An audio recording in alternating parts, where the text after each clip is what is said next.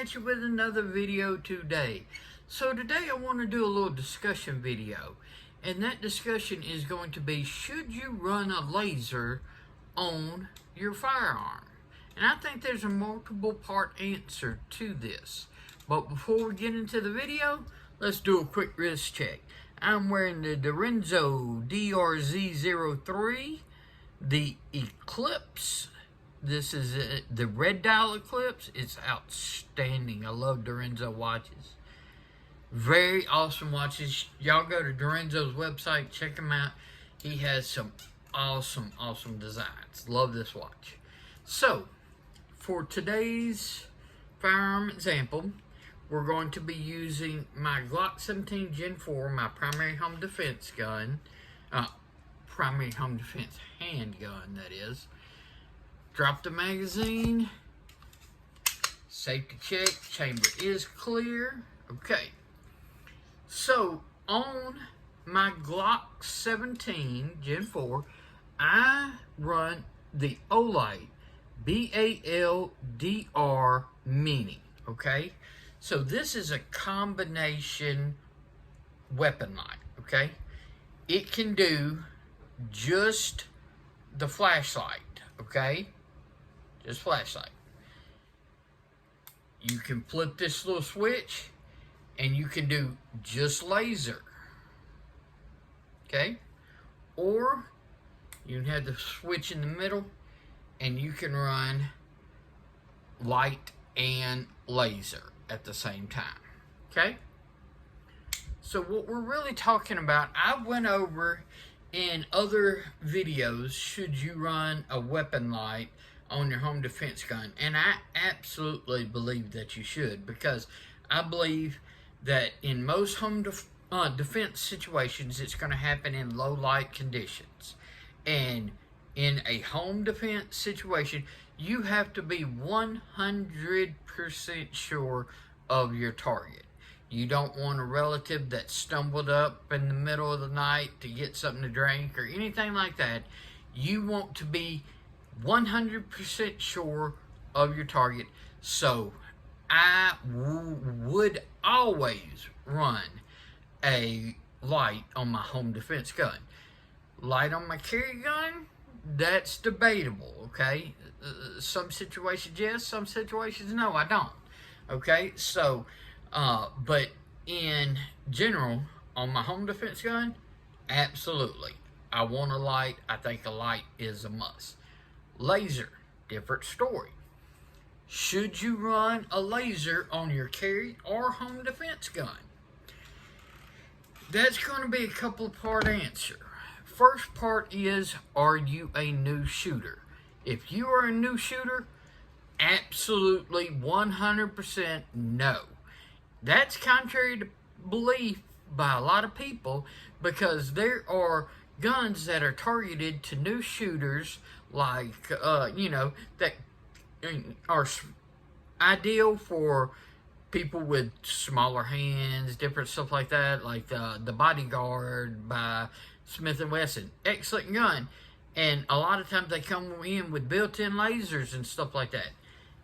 And a lot of new shooters gravitate to something like that. I think this is a mistake. This is my opinion, and I'm going to back up why I think it's a mistake. Because I think as a new shooter, lasers and optics and stuff like that, you should not do. Night sights, okay. But the reason why is you need to develop your ability to use the sights.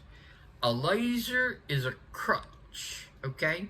A laser is an advantage as you become a more advanced shooter.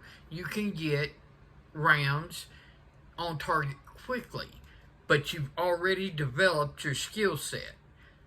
This laser can go down. This laser can malfunction, okay? This laser is not guaranteed to come on every single time, and in a high stress situation, you might be fumbling around trying to trigger it, okay? That's why I think training is number one, but I think as a new shooter, you should not be even tempted with a laser on your gun. I think you should develop your fundamental routine of looking, fix front sights, so focus on front sight, line it up, and it's that front sight press, okay?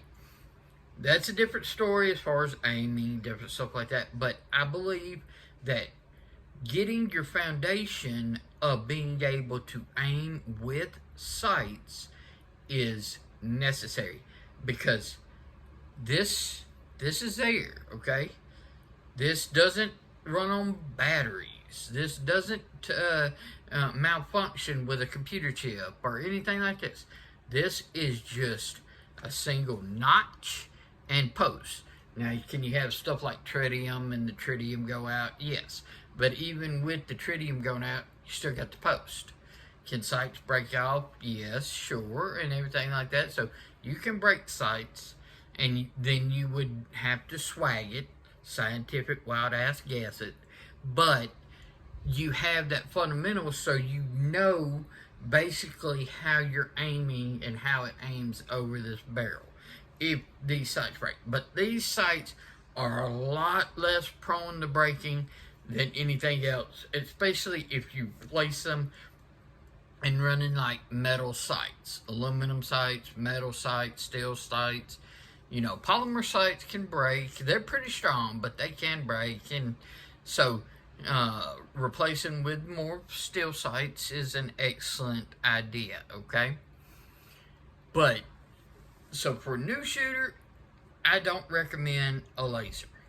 As you've gotten your fundamentals down, as you have become a better marksman, a better shooter, and you have gone through training, and you do your training, you do your dry fire practices, you go through your drills, then incorporating a laser can give you a fundamental advantage, okay? So it gives you to where you can train and everything. You've already got your foundation of being able to use the sights, but now you can add a laser to be able to speed up your aim, okay? So that is a benefit of adding a laser once you have a solid foundation. Me, on my home defense, I run this thing in the middle position, so I'm running light and laser at the same time, okay? Because in my home defense, I want to identify my target, and I'm an experienced shooter. I'm not, no top shot or anything like that, but I have been a concealed carry holder since I was 21 years old. I'm 42, so I've been doing this as long as basically I've been alive, okay? So, well, you get what I mean. 21 years,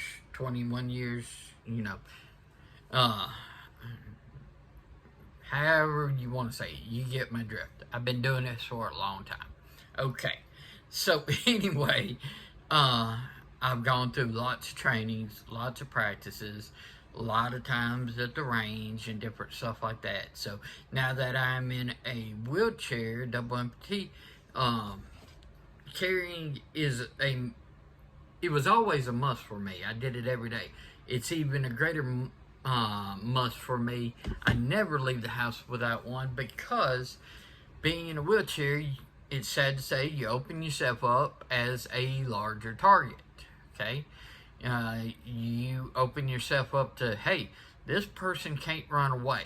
This person probably cannot defend themselves like somebody who is completely ambulatory, okay? So I carry in methods to where I am able to access it readily from the wheelchair. I've talked about different ways. I use shoulder holsters a lot, okay?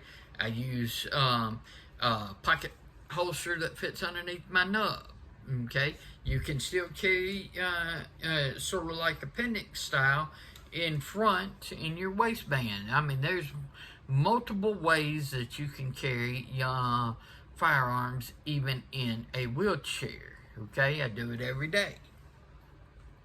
So you can even bag carry. Okay, a lot of wheelchairs have bags and they're right there where you can grab immediately.